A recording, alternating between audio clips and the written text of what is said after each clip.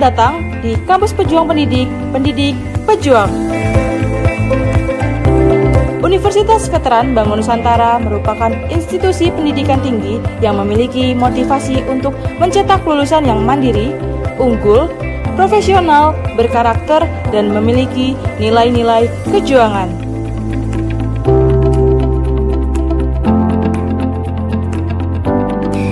Saya Rektor Universitas Veteran Bangun Nusantara, Profesor Dr. Farida Nugrahani Magister Humaniora. Misi Universitas Veteran Bangun Nusantara adalah terwujudnya universitas yang unggul, berkarakter, mandiri, dan memiliki nilai-nilai kejuangan.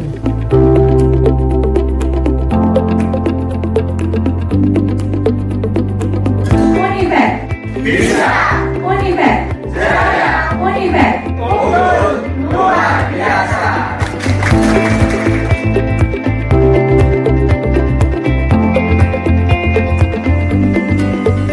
Kampus Universitas Veteran Bangun Nusantara terdiri dari 6 fakultas unggulan dan 1 program pasca sarjana.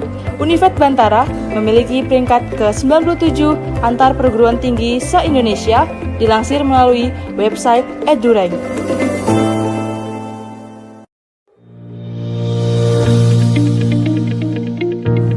Menyelenggarakan pendidikan yang berbasis pada nilai kejuangan, Univet Bantara didukung dengan kegiatan perkuliahan yang terkelola secara profesional dan difasilitasi dengan sarana dan prasarana yang representatif guna mendukung proses pembelajaran mahasiswa.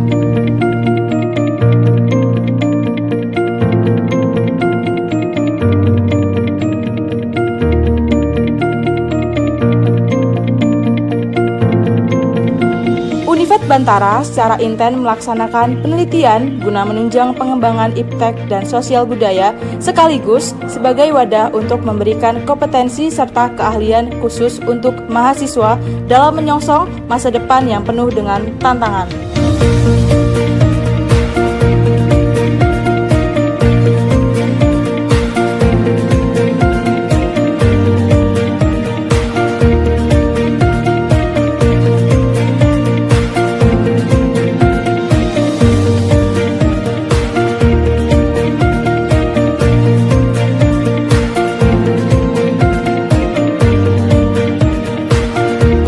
Pengabdian kepada masyarakat merupakan bagian yang secara intensif dan aktif dilaksanakan Univet Bantara dengan melibatkan dosen serta mahasiswa sebagai wadah untuk membentuk karakter serta sebagai bentuk kepedulian sosial dan menjadikan generasi Bantara.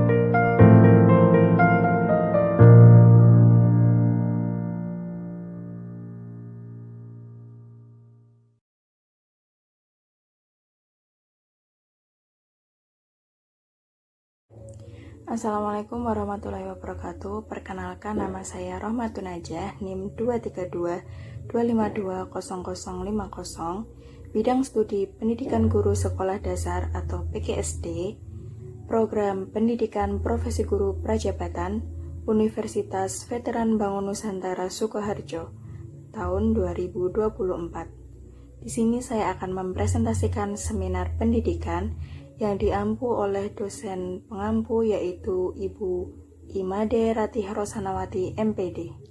Pada identifikasi diri kali ini saya ingin menjabarkan tentang visi untuk pendidikan, visi sebagai guru, dan juga langkah untuk mencapai visi tersebut. Pada visi untuk pendidikan, saya ingin menjadikan masyarakat sekolah memiliki jiwa leadership, memiliki karakter sehat jasmani dan rohani, memiliki kemampuan dalam teknologi, dan merdeka dalam belajar. Visi sebagai guru, saya memiliki visi ingin mewujudkan peserta didik yang beriman dan bertakwa, memiliki keterampilan dalam berkomunikasi, mandiri, disiplin, aktif, kreatif, gotong royong dalam lingkungan, dan berguna bagi bangsa sesuai profil Pancasila. Langkah untuk mencapai visi tersebut, saya akan mengembangkan diri saya sendiri, kemudian praktik secara langsung dan evaluasi diri. Pada mata kuliah seminar pendidikan kali ini, saya akan menjabarkan tentang berbagai hal. Yang pertama adalah best practice atau pengalaman bermakna. Yang kedua, refleksi mata kuliah. Yang ketiga, desain inovasi pembelajaran. Yang keempat, artefak pembelajaran. Yang kelima, produk pengembangan artefak. Yang keenam, rencana tindak lanjut. Selanjutnya adalah best practice atau pengalaman bermakna. Pengalaman bermakna yang saya dapatkan yaitu pada mata kuliah perspektif sosiokultural dalam pendidikan. Mata kuliah ini saya mampu mengidentifikasi hal-hal apa saja yang mempengaruhi dan menghambat proses pendidikan dan juga pembelajaran di Indonesia. Ada 4 faktor yang mempengaruhi pendidikan dan juga pembelajaran di Indonesia, yaitu faktor ekonomi, faktor politik, faktor sosial, dan juga faktor budaya. Baik, selanjutnya saya akan merefleksikan mata kuliah selama mengikuti pendidikan profesi guru prajabatan pada mata kuliah semester 1 hingga semester 2. Mata kuliah semester 1 yang pertama adalah filosofi pendidikan, kemudian prinsip pengajaran dan asesmen, yang ketiga adalah pemahaman peserta didik, yang keempat perspektif sosiokultural dalam pendidikan, yang kelima pembelajaran berdiferensiasi, dan yang terakhir adalah PPL. Pada semester 2, mata kuliah yang saya dapatkan adalah pembelajaran sosial emosional, kemudian prinsip pengajaran asesmen, kemudian computational thinking atau CT, yang keempat yaitu proyek kepemimpinan, yang kelima seminar pendidikan, dan yang keenam adalah PPL 2. Filosofi pendidikan adalah mata kuliah yang memperkenalkan saya kepada berbagai aliran pemikiran pendidikan, seperti idealisme, realisme, pragmatisme, dan eksistensisme. Pada mata kuliah ini, saya mendapatkan pemahaman yang mendalam mengenai prinsip-prinsip dalam pendidikan dan bagaimana berbagai filosofi tersebut mempengaruhi praktik pendidikan di lapangan. Refleksi saya adalah bahwa sebagai calon pendidik, penting untuk memiliki landasan filosofis yang kuat agar dapat membuat keputusan yang bijaksana dalam proses pembelajaran. Selanjutnya adalah mata kuliah prinsip pengajaran dan asesmen. Pada mata kuliah ini, kami diajarkan bagaimana cara menyusun modul ajar yang baik dan tepat.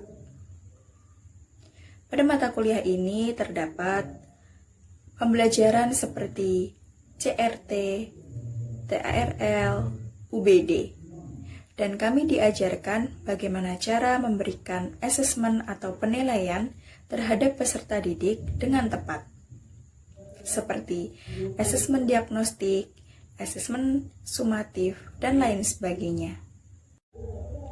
Mata kuliah pemahaman peserta didik. Pada mata kuliah ini, saya mendapatkan wawasan yang sangat mendalam tentang bagaimana cara memahami karakteristik, kebutuhan, dan potensi peserta didik. Karena sejatinya peserta didik memiliki gaya belajar maupun karakteristik yang berbeda-beda. Dalam memahami karakteristik peserta didik tentunya tidak mudah. Maka dari itu, mata kuliah pemahaman peserta didik ini sangat membantu dalam pelaksanaan pembelajaran nantinya. Mata kuliah perspektif sosiokultural dalam pendidikan. Pada mata kuliah ini memberikan wawasan kepada saya mengenai konteks sosial, budaya, dan lingkungan sangat mempengaruhi proses kegiatan belajar dan mengajar. Pada mata kuliah ini menekankan pentingnya memahami latar belakang peserta didik karena dapat mengembangkan strategi yang relevan dan efektif saat pembelajaran berlangsung. Pembelajaran berdiferensiasi adalah mata kuliah yang menekankan pentingnya menyesuaikan strategi pembelajaran dengan kebutuhan peserta didik. Saya belajar bagaimana merancang pembelajaran yang memperlihatkan perbedaan kemampuan, minat, dan juga gaya belajar siswa. Refleksi saya adalah bahwa pembelajaran yang efektif harus bersifat fleksibel dan mampu mengakomodasi keragaman di dalam kelas, sehingga setiap siswa dapat mencapai pada potensi terbaiknya. Selanjutnya adalah PPL 1. PPL 1 ini adalah pembelajaran yang bermakna dan berarti bagi saya, karena dapat terjun secara langsung pada proses pembelajaran dan berinteraksi dengan siswa dan juga guru dalam pelatihan mengajar, yang nantinya akan bermanfaat bagi saya saat setelah lulus dalam mengikuti pendidikan profesi guru ini. Kemudian saya bekerja di tempat kerja saya, karena saya sudah mendapatkan bekal yang baik dari pengalaman PPL 1 ini. Pada semester 2, mata kuliah yang saya dapatkan yang pertama yaitu pengembangan sosial emosional.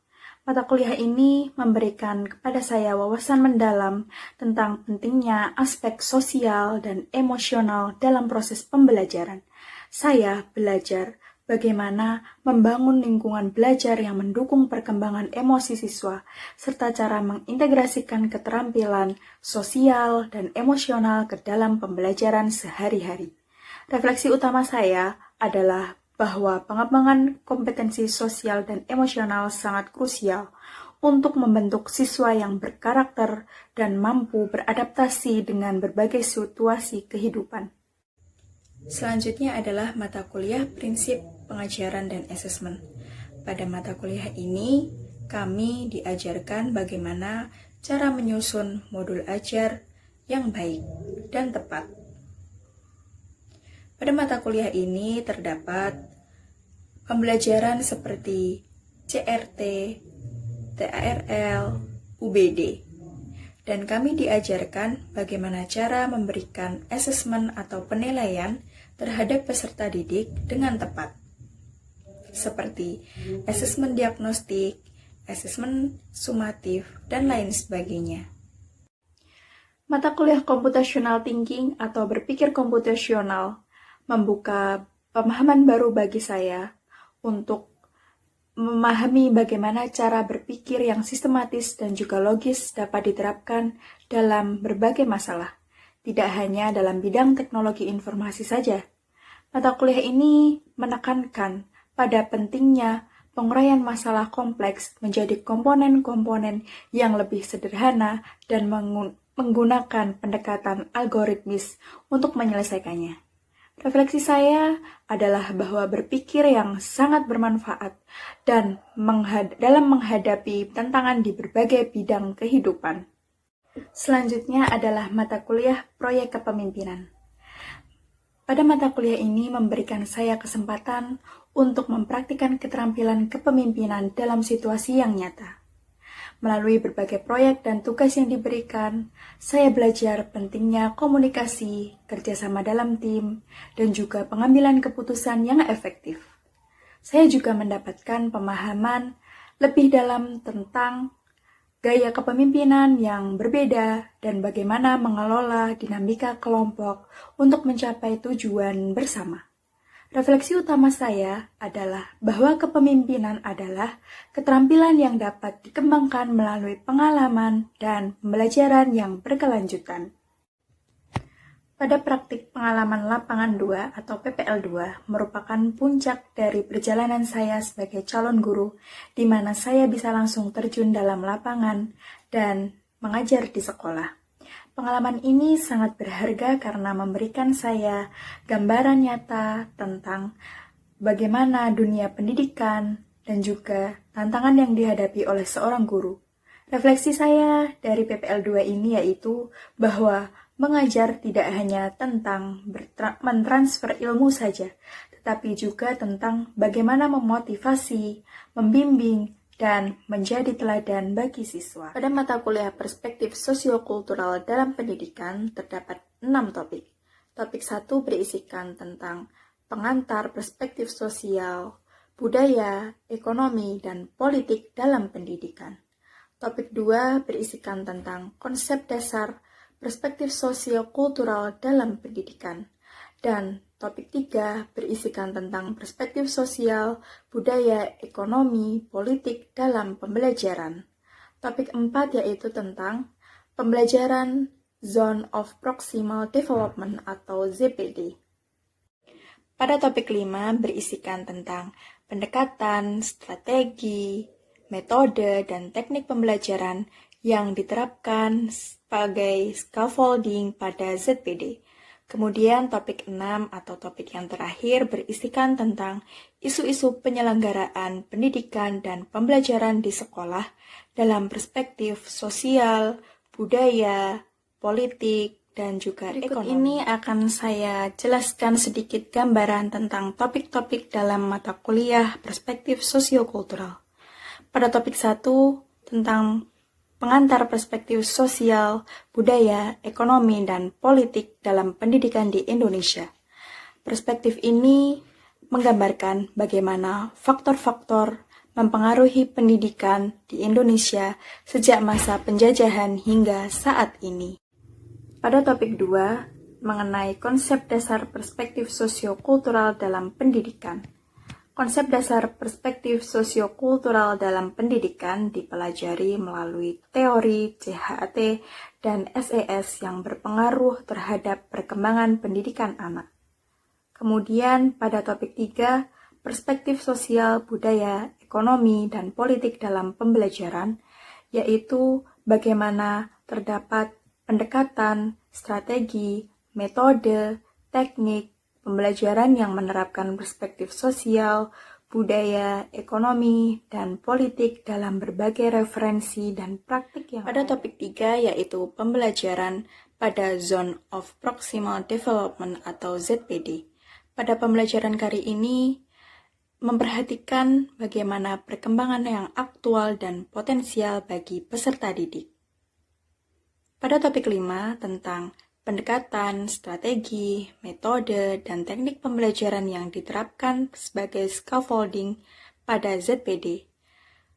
Scaffolding pada ZPD dapat dilakukan dengan cara memodifikasi pendekatan, strategi, metode, dan teknik pembelajaran. Selanjutnya, pada topik terakhir atau topik 6 yaitu tentang isu-isu penyelenggaraan pendidikan dan pembelajaran di sekolah dalam perspektif sosial, budaya, ekonomi, dan politik. Dalam penyelenggaraan ini, pembelajaran di sekolah dapat mempengaruhi pendidikan di Indonesia. Kali ini saya membuat desain inovasi pembelajaran berupa modul ajar yang berjudul Modul Ajar Pembelajaran yang menerapkan pendekatan CRT. Pada saat pembelajaran berlangsung, saya sebelumnya telah membuat modul ajar dengan pendekatan CRT dan model PJBL atau Project Based Learning pada pelajaran PPKN kelas 4. Kemudian saya juga membuat video atau merekam diri saya saat pembelajaran berlangsung, dan juga terdapat media pembelajaran yang saya gunakan dalam pembelajaran tersebut. Selanjutnya adalah refleksi pengalaman belajar. Pada kesempatan kali ini saya merefleksi mata kuliah Perspektif Sosiokultural dalam Pendidikan.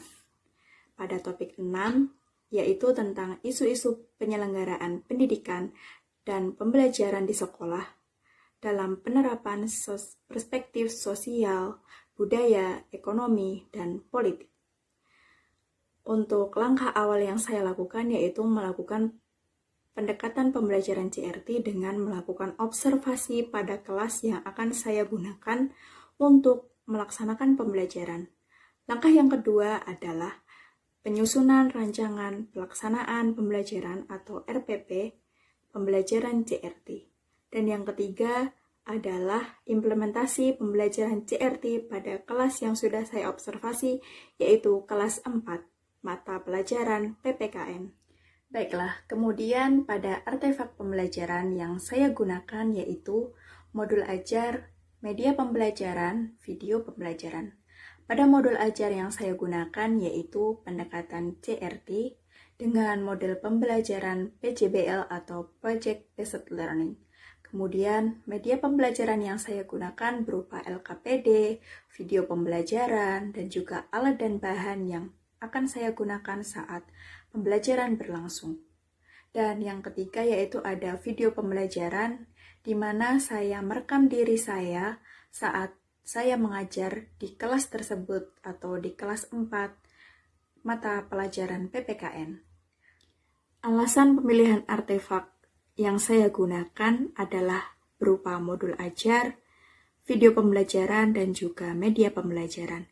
Karena ketiga artefak tersebut mendukung saya untuk menyelenggarakan pembelajaran pendekatan CRT dan mengaitkannya pada topik 6 tentang isu-isu penyelenggaraan pendidikan dalam pembelajaran yang ada di sekolahan dengan pendekatan perspektif sosial, ekonomi, budaya, dan juga politik. Dan pada topik ini sangat penting bagi guru untuk memahami isu-isu penyelenggaraan pendidikan di Indonesia, serta mengaitkannya dengan strategi, metode, teknik, dan materi pembelajaran yang diterapkan sebagai scaffolding pada ZPD. Yang tentunya terdapat tantangan dalam memahami topik ini yaitu banyaknya isu-isu penyelenggaraan pendidikan dan pembelajaran, salah satunya seperti kesenjangan status sosial atau kondisi ekonomi keluarga yang mempengaruhi keberlangsungan pendidikan anak-anak di Indonesia. Selanjutnya adalah produk pengembangan artefak yang sudah saya dapatkan berupa modul ajar yang sudah tersertifikasi, dan sudah saya lampirkan link Google Drive untuk sertifikat hak cipta dan juga beberapa modul ajar yang merupakan pendekatan CRT. Kemudian, sudah saya berikan juga lampiran untuk foto, sertifikat, dan juga sampul modul ajar tersebut. Rencana tindak lanjut yang akan saya laksanakan yaitu berkoordinasi, merefleksi, dan berkolaborasi. Koordinasi akan saya lakukan dengan guru kelas dan peserta didik terkait pembelajaran yang akan saya praktikkan. Kemudian, merefleksi terkait pelaksanaan pembelajaran dan berkolaborasi dengan teman sejawat sehingga dapat berbagi pengalaman terkait pelaksanaan pembelajaran baik yang sudah berlangsung ataupun sebelum berlangsung. Sekian presentasi yang dapat saya sampaikan. Apabila ada salah kata, mohon maaf. Terima kasih. Wassalamualaikum warahmatullahi wabarakatuh.